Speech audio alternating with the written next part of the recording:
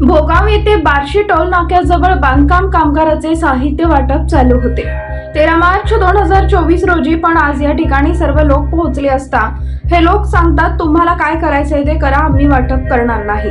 सध्या टोकन बंद आहे, 2 महिन्यानंतर बघू, पण गॅरंटी नाही। आम्ही 4 ते 5 वेळा इथं येऊन गेलो तरी आम्हाला कुठल्याही सोयी सुविधा मिळालेल्या नाहीत। आम्ही सर्वजण येऊन बार्शी टोल नाक्यावर आंदोलन करणार। या आंदोलनात सहभागी होणार सर्व खेडेगाव, बार्शी, पंढरपूर, मंगळवेढा, टेंभुर्णी असे अनेक गावचे लोक सहभागी होणार। टोकन सगळ्यांना मिळेल म्हणून सांगितले त्यांनी। 13 तारखेला 10 वाजता या म्हणून सांगितलं आम्हाला।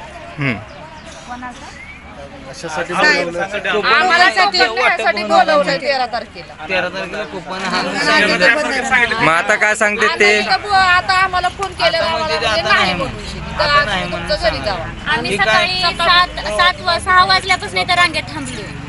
बर, त्यांनी अगोदर 13 तारखेला आम्हाला यायला आम्ही लिंबगावचं आहे, लिंबगावचं येऊन बसायला सकाळी 13 तारीख द्यायची 4 वाजल्यापासून आम्ही निघालो तिथे आणि आमच्याकडून तर पैसे घेतले 3,000 रुपये घेतले म्हणून तर टोकन देतो कुपन देतो म्हणून सांगितलं ना, आम्हाला ते मिळालं नाही। एवढे माणसं रांगेत थांबले, त्यांना काय तर 25 लोकांचं जरी 250 लोकांचं जर कुपन असेल तर तुम्ही 250 लोकांना बोलवा ना, एवढ्या लोकांना कशाला बोलवता? आता सध्या 500 लोक आहेत। आता सध्या 500 लोक आहेत रांगेत।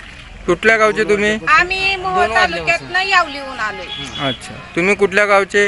लिंबगावचं टेंभुर्णी। टेंभुर्णी। किती लोक आले टेंभुर्णीवरून? आम्ही 12 बाया आल्या त्या। अच्छा, मावशी तुम्ही कुठल्या गावचे?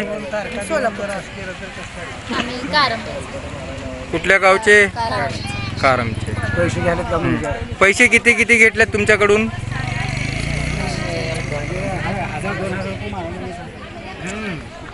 पैसे किती घेतले तुमच्याकडून? किती? 3,000। कशाचे 3,000? भांड्याचे 3,000 आणि पेटीचे नाही, भांड्याचे 1,500 आणि पेटीचे 1,500 म्हणून असे 3,000 आमच्याकडून जमा केले। अच्छा, कोण घेतले ते 3,000? चंदना जगतापने। चंदना जगतापने। तुमची काय? काय आम्हाला कुपन दिलं पाहिजे एवढ्या लोकांना। हां, तुम्हाला 13 तारखेला बोलून परत ते काय म्हणतात आता फोन केल्यावर? आता नाही म्हणतात, 10 महिने नाही, 2 महिने नाही म्हणतात। का तुम्हाला बोलवलं 13 तारखेला? हो, मग आता काय म्हणते ते फोन केल्यावर? नाही म्हणते, नाही म्हणताय। 2 महिने सुट्टी म्हणून सांगताय। सुट्टी कशाबद्दल सुट्टी? पण आम्ही गेल्या वेळेस त्यांना विचारलं का बुधवार आहे सुट्टी आहे का, तर नाही म्हणले आम्ही तुमच्यासाठी चालू ठेवणार म्हणून त्यांनी आमच्या हातापाया पडले, हात जोडले त्यांनी आमच्या समोर। अच्छा, की आम्ही तुमच्यासाठी चालू करू, आम्ही तुम्हाला देऊ। मग आम्ही वेळ आहे का आमचे सगळं घरातलं काम धंदे टाकून इथे येऊन बसायला उजडाला? एकतर पैशासारखा पैसा द्यायचा, तिकडे कामाला पण सुट्टी, घरातलं पण सगळं बोंबलत पडतं, इथे येऊन बसायचं का आम्ही? अच्छा, मग सांगतच नाही ना, त्यांनी अगोदरच सांगायचं की आम्ही बुधवारी सुट्टी आहे, गुरुवारी या म्हणायचं। 14 तारीख द्यायची त्यांनी आम्हाला। आज जेवढे लोक आले त्यांना कुपन वाटप व्हायला पाहिजे, नाहीतर आम्ही कामगार कल्याण केंद्राजवळ जाऊन बसणार। आम्ही धिंगाण्यात जाऊन मग काय व्हायचं ते होऊ द्या, आम्ही पण बघू।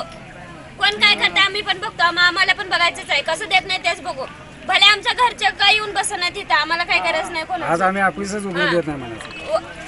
कसं येत नाही देत नव्हतं आम्ही इथं काय। आज नाही उघडलं तर कधी उघडू देत नाही। कमीत कमी 1,000 लोक भोगाव येथे ह्या गोरवांपाशी, बांधकाम विभागाच्या गोरवांपाशी जवळ 1,000 लोक जमा झाले। हे तो लोकांना कमीत कमी 1,000, 2,000, 3,000 एजंटचा सुसुरार चालू आहे। एजंट पैसे घेऊन लोकांना इथं मुक्कामला बोलवते। तर 7 तारखेला इथं लोक आले। 7 तारखेला लोक आल्यानंतर काय म्हणलं, टोकन बंद आहे। तरी पण 8 तारखेची लोकांपाशी इथं टोकन आहे ती, म्हणजे एजंट पैसे खाऊन इथं लोकांना टोकन देत आहेत। दुसरा विषय म्हणजे 7 तारखेला आल्यानंतर लोकांना काय म्हणले, आज आमचं टोकन द्यायला बंद आहे, 13 तारखेला या। 13 तारखेला जर इलेक्शनची आचारसंहिता लागली तर टोकन बंद राहील। पण आज आचारसंहिता नसताना जाणून रात्रीतनं इथं बोर्ड बदलला आहे। इलेक्शन होस तर लोकांना टोकन मिळणार नाही। आज इथं कमीत कमी 1,000 लोक आले, 1,000 लोकांनी करायचं काय? जर लोकांना टोकन नाही दिलं हे बांधकाम गोरवांचं ऑफिस तर हे तर उघडू देणारच नाही आणि बांधकाम आयुक्तापाशी जाऊन लोक आंदोलन केल्याशिवाय शांत बसणार नाही।